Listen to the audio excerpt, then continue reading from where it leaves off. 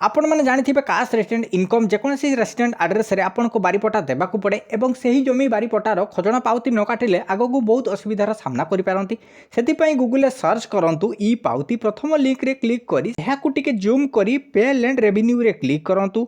Land details रे financial year रे 23-24 select करंतु।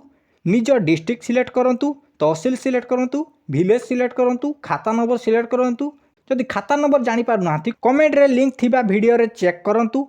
खाता नंबर देला परे ऑटोमेटिक ओनर नेम एठारे शो करिवो, टोटल एरिया शो करिवो। डिमांड डिटेल्स रे एठारे किछि फिल करिवाकू पड़िवनी, ऑटोमेटिक एठारे फिल हे जिवो। एठारे देखि परिबे टोटल रे आपनको पे अमाउंट आसी जिवो। एही कैप्चा टी एठारे फिल करी प्रोसीड रे क्लिक करंतु। डिपॉजिटर डिटेल्स रे डिपॉजिटर नेम देबे, पिन कोड देबे, ओनर सह संपर्क टाइप करंतु, मोबाइल नंबर दियंतु, डिपॉजिटर एड्रेस दियंतु, ईमेल आईडी दियंतु एंड एंटर कैप्चा रे एही कैप्चा को फिल करंतु। तापरे मेक पेमेंट रे क्लिक करंतु। एठारे यस करंतु। एठारे आपनको किछि करियाकू पड़िवनी, तळकू स्क्रॉल करी नेक्स्ट करंतु। एठारे जेकोसी मेथड रे पेमेंट करि परिबे। एठारे सहज यूपीआई मेथड रे, तेणु यूपीआई रे क्लिक करी तळे बिल डैश पेमेंट गेटवे रे सिलेक्ट करंतु।